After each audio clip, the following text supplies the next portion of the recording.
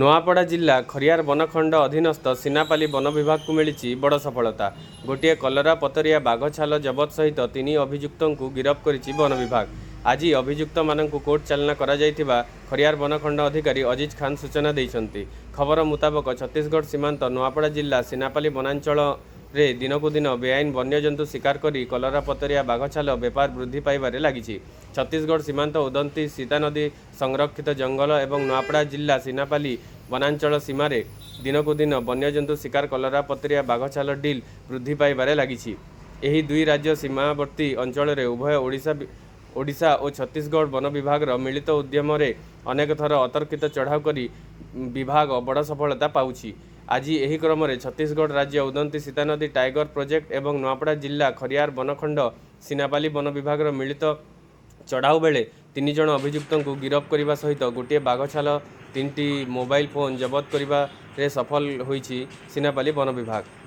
ବାଘ ଛାଲ ମାମଲାରେ ଆଉ କିଛି ଅଭିଯୁକ୍ତ ଫେରାର ଥିବା କୁହାଯାଉଥିବା ବେଳେ ଗିରଫ ହୋଇଥିବା ଅଭିଯୁକ୍ତମାନେ ହେଲେ ସିନାପାଲି କୁଲିଆପଥର ଗାଁର କିଶୋର ଷଣ୍ଢ, କାନ୍ଦୁଲକୁନା ଗାଁର ଲକ୍ଷ୍ମୀ ମାଝୀ, ଖତର ଛତ୍ରିଆ ବୋଲି ଜଣାପଡ଼ିଛି।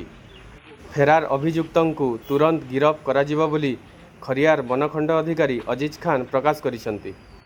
8 ତାରିଖ ଦିନ ଭୋର 2:50 ଖରିଆର ବନଖଣ୍ଡର ଗୋଟେ ଟିମ୍ ଆଉ ଉଦନ୍ତୀ ସୀତାନଦୀ ଟାଇଗର ରିଜର୍ଭର ଗୋଟେ ଟିମ୍ ମିଳିତ ଭାବରେ ଗୋଟେ ଅପରେସନ କରିଥିଲେ, ଯେଉଁଥିରେ ଗୋଟେ କଲରା ପଥରିଆ ବାଘର ଛାଲ ଜବତ ହେଇଛି, ତା ସହିତ 3ଟା ମୋବାଇଲ ଫୋନ୍ ଜବତ ହେଇଛି ଆଉ 3 ଜଣଙ୍କୁ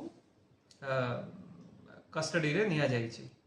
ଏବେ ଇଣ୍ଟ୍ରୋଗେସନ ଚାଲିଛି ଆଉ ଆଜି ସେ ଆକ୍ୟୁଜ ମାନଙ୍କୁ କୋର୍ଟ ଫରୱାର୍ड ମଧ୍ୟ କରାଯାଇଛି। କୋଉ ଜାଗାରୁ ସେଟା ଚିତା ବାଘଟା କୋଉ ଜାଗାରୁ କିଛି ଜଣା ପଡ଼ିଛି ସାର୍? ଏବେ ଇଣ୍ଟ୍ରୋଗେସନ ଚାଲିଛି, ଏବେ ଯାଇ ଜଣା ପଡ଼ି ନାହିଁ, ଆଉ ଯେତେବେଳେ ଜଣା ପଡ଼ିବ ଆପଣଙ୍କୁ ଜଣାଇ ଦିଆଯିବ। ସାର୍ ଅଭିଯୁକ୍ତ ମାନେ ସାର୍ ଜିଲ୍ଲାର ନା ଜିଲ୍ଲା ବାହାରୁ ଅଛନ୍ତି ସାର୍? ଯେଉଁ ଅଭିଯୁକ୍ତ ମାନେ ଏବେ ଅଛନ୍ତି ସେମାନେ ଜିଲ୍ଲାର ଅଛନ୍ତି, ସିନାପାଲି ର ଅଛନ୍ତି କରିକି ଆମକୁ ଯାହା ଜଣା ପଡ଼ିଛି। ତ ଏଲିଗରେ ଆଉ କିଛି ସମ୍ପୃକ୍ତ ଅଛନ୍ତି ନା ସାର୍? ଏତେ ଖାଲି ରହିଛି ଏବେ ଇନଭେଷ୍ଟିଗେସନ ଚାଲିଛି, ଆମେ ଖୋଜାଖୋଜି କରୁଛୁ, ଲିଙ୍କ ବାହାର କରିବାକୁ ଦେଖୁଛୁ କି ଆଉ କ'ଣ କ'ଣ ଲିଙ୍କ ଅଛି, ଆଉ ସେଇ ହିସାବରେ ଆପଣଙ୍କୁ ଜଣାଇଦେବୁ। For more updates, please subscribe to our channel and press the bell icon.